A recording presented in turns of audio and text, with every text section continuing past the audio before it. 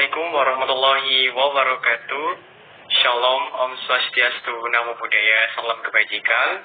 Perkenalkan, kami dari kelompok 4 kelas 2B akan mempresentasikan hasil diskusi kami, yaitu laporan pendahuluan dan laporan kasus penyakit respirasi sistem pernafasan asma bronkial pada anak. Dan kami beranggotakan 4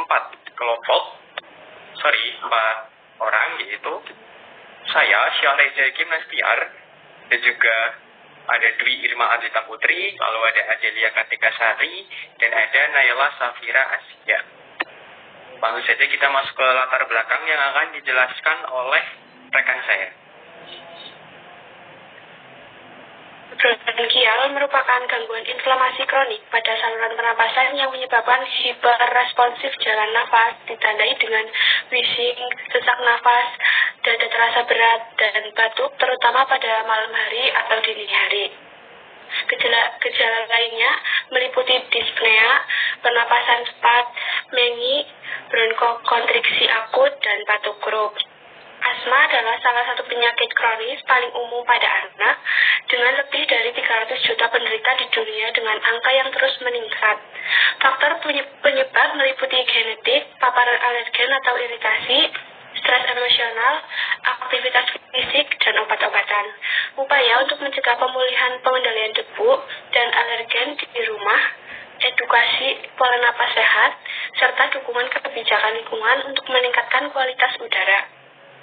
Next. A. Konsep teori medis. Untuk pengertian asma bronkial, asma yang berasal dari istilah Yunani yaitu astoma, terengah-engah, merupakan gangguan inflamasi kronik dan hiperresponsif pada saluran napas, bukan alveoli, yang bersifat intermittent serta reversibel. Kondisi ini ditandai dengan gejala sesak napas, mengi, wheezing, dada terasa berat, dan batuk yang sering memburuk pada malam atau menjelang pagi hari akibat penyempitan jalan nafas melalui mekanisme peradangan lumen dan kontriksi otot bronkial. Secara spesifik, inflamasi pada asma melibatkan infiltrasi eosinofil sebagai komponen utama, terutama setelah adanya paparan inhalasi alergen.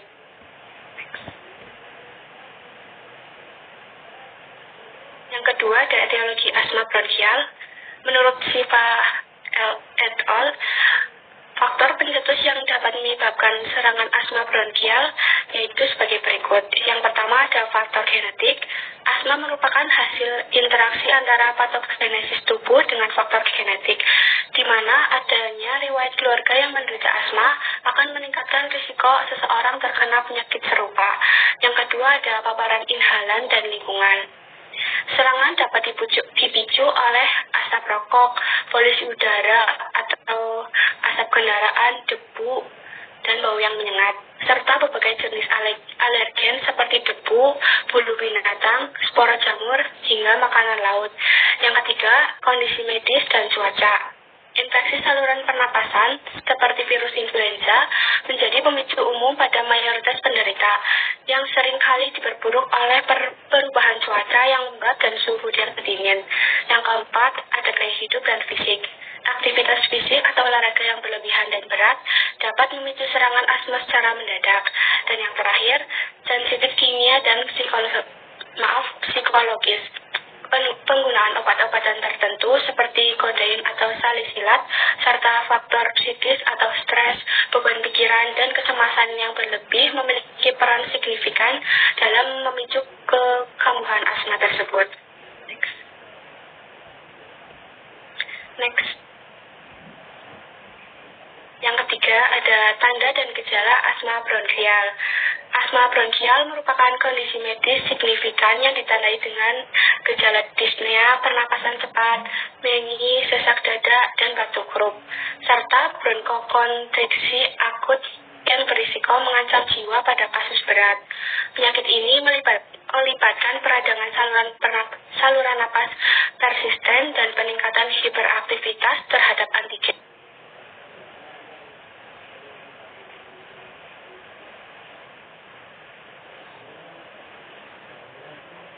Untuk materi selanjutnya akan dilanjutkan oleh rekan saya, Reza. Oke, saya akan melanjutkan yaitu patofisiologi asma bronkial. Patofisiologi asma melibatkan mekanisme hiperresponsivitas saluran nafas, obstruksi pernapasan, dan hipersekresi mukosa yang dipicu oleh paparan alergen, iritan, infeksi virus, suhu dingin, atau aktivitas fisik. Kondisi ini menyebabkan peradangan pada bronkus dan penyempitan saluran nafas akibat kontraksi otot polos yang diprovokasi oleh mediator sel inflamasi, sehingga memunculkan gejala klinis seperti mengi, dipnu, batuk, dan terasa berat di dada. Selain itu, aktivitas mediator inflamasi yang memicu hiperplasia kelenjar submukosa dan sel goblet yang mengakibatkan terjadinya hipersekresi mukosa. Lalu di sini ada pathway asma bronkial yang kita dapat melihat di sini bahwa ada faktor penyebab, dan juga faktor penyebab ini dapat kita lihat ada dua, yaitu faktor penjamu dan ada faktor lingkungan. Di faktor penjamu di sini kita dapat melihat ada genetik, alergik, atopik, hiperaktivitas bronkus. Lalu kita melihat di sini juga ada faktor lingkungan, yaitu alergen, sensitasi lingkungan kerja, asap rokok, polusi udara, infeksi pernapasan atau virus, diet, dan status sosioekonomi. Lalu, setelah ada faktor lingkungan dan faktor penjamu, maka akan masuk ke saluran pernafasan. Lalu akan terjadi iritasi mukosa pada saluran pernafasan, juga akan adanya reaksi inflamasi, lalu hipertrofi dan hiperplasia mukosa bronkus, lalu terjadi metaplasia sel goblet, yang dimana di sini akan terjadi sputum berlebih dengan tindakan bersihan saluran nafas tidak efektif. Setelah metaplasia terjadi atau metaplasia sel goblet, maka akan terjadi penyempitan saluran pernafasan. Lalu terjadi PO2 menurun, terjadilah penyebaran udara ke alveoli. Lalu gangguan pernafasan bernapas merupakan salah satu tindakan yang akan dilakukan. Lalu yang keenam yaitu klasifikasi asma bronkial. Menurut Tenger dan Mugi tahun 2022, klasifikasi asma bronkial pada anak terbagi menjadi derajat ringan, sedang, dan berat berdasarkan tingkat obstruksi jalan nafas serta hiperaktivitas bronkus. Derajat keparahan ini bersifat dinamis karena dipengaruhi oleh tingkat inflamasi kronik yang memicu perubahan struktur saluran nafas atau airway remodeling, termasuk pada otot polos bronkus dan peningkatan kontraktilitas. Akibatnya, terjadi penyempitan jalan nafas dan peningkatan respon terhadap rangsangan yang memunculkan gejala klinis serta gangguan fungsi paru pada anak. Lalu yang ketujuh yaitu pemeriksaan penunjang. Terdapat dua jenis pemeriksaan penunjang, yaitu pemeriksaan laboratorium dan pemeriksaan diagnostik. Pada pemeriksaan laboratorium yaitu pemeriksaan sputum yang ditemukan tanda khas berupa kristal Charcot Leyden atau degranulasi eosinofil, spiral Creutzmann, cetakan sel bronkus, reole atau fragmen epitel, serta peningkatan neutrofil dan eosinofil dalam mukus yang kental atau mukus plak. Lalu ada pemeriksaan darah, analisis gas darah atau AGD, bisa menunjukkan hipoksemia, hiperkapnia atau asidosis, leukemia darah atau cek kimia darah, ya, peningkatan SSGOT atau LDH dan potensi hiponatremia. Lalu cek pemeriksaan leukosit yaitu di atas 15.000 mm kubik meningkat, mengindikasikan infeksi. Lalu ada pemeriksaan imunologi, peningkatan IgE selama serangan berlangsung. Lalu ada pemeriksaan diagnostik, yaitu radiologi atau fototoraks umumnya normal, namun saat serangan tampak hiperinflasi, radiolusen bertambah, rongga antarika melebar, diafragma menurun. Lalu komplikasi dapat menunjukkan infiltrat atau atelektasis atau pneumotoraks. Lalu ada spirometri, tes utama untuk menilai obstruksi saluran nafas yang reversibel. Lalu ada elektrokardiografi atau EKG, menunjukkan tanda-tanda beban jantung kanan, right axis deviation atau RBP, dan juga tanda hipoksemia seperti sinus tachycardia atau depresi segmen ST. Lalu ada tes kulit dan fotosinus. Tes kulit digunakan untuk mencari faktor alergi, sedangkan fotosinus paranasalis dilakukan jika asma sulit terkontrol untuk mendeteksi sinusitis. Selanjutnya akan dilanjutkan oleh rekan saya. Baik, selanjutnya ada penata laksanaan asma bronkial yang terdiri dari penata laksanaan medis dan keperawatan. Penata laksanaan medis itu ada dua, yaitu terapi farmakologis dan terapi non-farmakologis. Terapi farmakologis itu ada obat pereda yang mengatasi gejala akut seperti SABA dan antikolinergik melalui relaksasi bronkos. Lalu selanjutnya ada obat pengontrol, yaitu mencegah serangan jangka panjang seperti kortikosteroid, inhalasi, LABA, leukotrin antagonis dengan menekan inflamasi. Lalu selanjutnya ada terapi non-farmakologis, yaitu ada preventif dan suportif. Preventif sendiri menghindari faktor pencetus seperti alergen atau asap. Suportifnya itu ada edukasi inhaler, latihan pernafasan, dan rehabilitasi paru. Lalu penata laksanaan keperawatan, yaitu pada asma bronkial adalah manifestasi dari asuhan keperawatan atau ASKEP yang dilakukan secara sistematis dan komprehensif. Selanjutnya ada komplikasi dengan proses terjadinya asma bronkial. Yang pertama ada pneumotoraks yang terjadi ketika udara masuk ke dalam rongga pleura dan tekanan di dalam rongga pleura naik ke tekanan atmosfer. Yang kedua ada atelektasis, merupakan penyakit paru-paru tanpa adanya udara dan bisa disebabkan oleh berbagai faktor. Yang ketiga ada gagal nafas, merupakan sebuah kondisi di mana paru-paru tidak dapat berfungsi dalam pertukaran oksigen dan karbon dioksida. Yang keempat ada bronkitis. Bronkitis merupakan penyakit infeksi yang terjadi pada bronkos. Lalu ada pencegahan asma bronkial. Upaya pencegahan ini dilakukan dengan menghambat perjalanan alamiah penyakit alergi berdasarkan uji klinis ETAK. Pemberian cetirizin terbukti bermanfaat menghambat timbulnya asma pada anak penderita dermatitis atopi yang telah tersensitisasi alergen tertentu namun belum bergejala asma.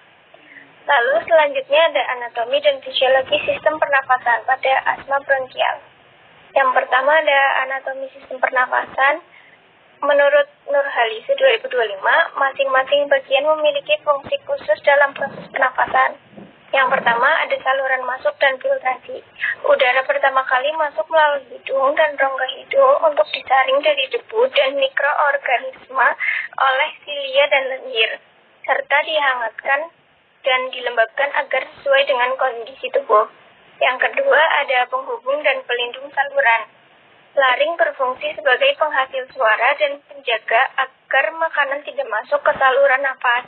Sementara trakea atau batang tenggorokan itu menjadi saluran utama yang dijaga tetap terbuka oleh cincin tulang rawan, meskipun pada anak-anak ukurannya lebih pendek dan rentan tersumbat. Yang ketiga ada distribusi pertukaran gas. Bronkus dan bronkiolus bertugas mendistribusikan udara ke seluruh paru melalui otot polos yang dapat menyempit, terutama pada penderita asma, hingga mencapai alveoli sebagai tempat terjadinya pertukaran oksigen dan karbon dioksida dengan darah. Yang kedua ada fisiologi sistem pernafasan pada asma bronkial. Secara fisiologis, asma bronkial mengubah proses pernafasan normal menjadi sebuah hambatan mekanis akibat inflamasi kronis. Berikut ada poin-poinnya. Yang pertama ada pemicu dan respon saluran nafas. Paparan faktor pencetus menyebabkan 3 gangguan utama pada lumen bronkus. Ada bronkoplasma, otot polos mengencang. Ada inflamasi, yaitu pembengkakan mukosa dan penyumbatan produksi lendir atau mukus berlebih. Yang kedua ada gangguan ventilasi dan udara terperangkap. Penyempitan ini menghambat aliran udara, terutama saat ekspirasi. Hal ini menyebabkan fenomena air trapping, di mana udara terjebak di alveoli dan mengakibatkan paru-paru mengalami hiperinflasi. Yang ketiga ada kegagalan pertukaran gas. Hambatan ventilasi menciptakan ketidakseimbangan antara udara yang masuk dan darah mengalir. Dampak sistemiknya meliputi ada hipoksemia, yaitu penurunan kadar oksigen dalam darah, dan hiperkapnia, yaitu penumpukan CO2 pada kondisi berat. Selanjutnya akan dilanjutkan oleh rekan saya. Baik, selanjutnya ada konsep asuhan keperawatan. Yang pertama yaitu pengkajian. Menurut Najiah tahun 2022, pengkajian keperawatan utama pada anak dengan asma bronkial meliputi A. Identitas, di mana identitas berisi identitas pasien dan identitas penanggung jawab. B. Riwayat sakit dan kesehatan. Riwayat sakit meliputi keluhan utama, riwayat penyakit sekarang, riwayat penyakit dahulu, riwayat penyakit keluarga. Kemudian C. Pemeriksaan fisik. Pemeriksaan fisik meliputi keadaan umum, pemeriksaan IPPA, serta pemeriksaan ekstremitas. Kemudian D. Pemeriksaan diagnostik. Pemeriksaan diagnostik berupa pemeriksaan radiologi, pemeriksaan skin test, pemeriksaan elektrokardiografi, dan spirometri. Yang terakhir adalah pemeriksaan laboratorium. Kemudian yang kedua ada diagnosa keperawatan. Diagnosa keperawatan yang muncul pada penyakit asma bronkial menurut tim Pokja, SDKI, DPP, PPNI tahun 2017 adalah 1. Berupa bersihan jalan nafas tidak efektif, yaitu ketidakmampuan membersihkan sekret atau obstruksi jalan nafas untuk mempertahankan jalan nafas tetap paten. Yang kedua, ada pola nafas tidak efektif, yaitu inspirasi atau ekspirasi yang tidak memberikan ventilasi adekuat. Next, yaitu kemudian ada rencana keperawatan. Rencana keperawatan yang pertama yaitu SLKI. SLKI berupa bersihan jalan nafas. Dengan kriteria hasil, batuk efektif meningkat, produksi sputum menurun, mengi menurun, wheezing menurun, dyspnea menurun, gelisah menurun, frekuensi nafas membaik, serta pola nafas membaik. Yang kemudian untuk yang kedua ada pola nafas tidak efektif, yaitu dengan kriteria hasil dyspnea menurun, penggunaan otot bantu nafas menurun, pemanjangan fase ekspirasi menurun, frekuensi nafas membaik, serta kedalaman nafas membaik. Yang kedua, Psiki berupa latihan batuk efektif dengan observasi, terapeutik, dan edukasi, serta kolaborasi. Yang kedua ada manajemen jalan nafas. Itu ada manajemen jalan nafas berupa tindakan observasi, terapeutik, edukasi, serta kolaborasi. Next, yang keempat ada implementasi keperawatan. Implementasi keperawatan merupakan pelaksanaan rencana intervensi untuk mencapai tujuan tertentu. Tujuan implementasi adalah membantu klien menciptakan tujuan yang telah ditetapkan, seperti meningkatkan kesehatan, mencegah penyakit, pemulihan kesehatan, dan memfasilitasi coping. Yang terakhir ada evaluasi. Evaluasi keperawatan merupakan kegiatan yang dilakukan secara terus-menerus untuk menentukan apakah rencana keperawatan yang dilakukan efektif dan apakah rencana keperawatan akan dilanjutkan, merevisi rencana atau menghentikan tindakan keperawatan. Next, kesimpulan. Asma bronkial merupakan penyakit inflamasi kronik pada saluran nafas yang ditandai dengan gejala sesak nafas, wheezing, dan batuk terutama pada malam atau dini hari. Penyakit ini dipengaruhi oleh faktor genetik dan lingkungan seperti debu, asap, dan alergen yang dapat memicu kekambuhan. Pada kasus Ananda A, usia 7 tahun, serangan asma dipicu oleh paparan debu dengan gejala utama berupa sesak nafas, batuk kering, serta sputum kental yang sulit dikeluarkan. Berdasarkan pengkajian, ditemukan 2 masalah keperawatan utama, yaitu bersihan jalan nafas tidak efektif dan pola nafas tidak efektif akibat akumulasi mukus dan bronkonstriksi. Penata laksanaan dilakukan melalui terapi medis seperti pemberian bronkodilator dan pengontrolan inflamasi, serta asuhan keperawatan berupa pemantauan status pernafasan, latihan nafas, dan edukasi kepada pasien dan keluarga. Oleh karena itu, upaya pencegahan seperti menghindari faktor pencetus dan meningkatkan kepatuhan terhadap terapi sangat penting untuk mengontrol penyakit dan mencegah kekambuhan. Baik, terima kasih atas kesempatannya. Kami mengucapkan terima kasih kami dari kelompok 4 izin pamit dan terima kasih atas kesempatannya. Mohon maaf atas kesalahan yang telah diperbuat dan juga apa yang telah kami sampaikan dapat menjadi manfaat untuk bersama. Terima kasih, mohon maaf atas kesalahan yang dibuat sengaja maupun tidak disengaja. Assalamualaikum warahmatullahi wabarakatuh.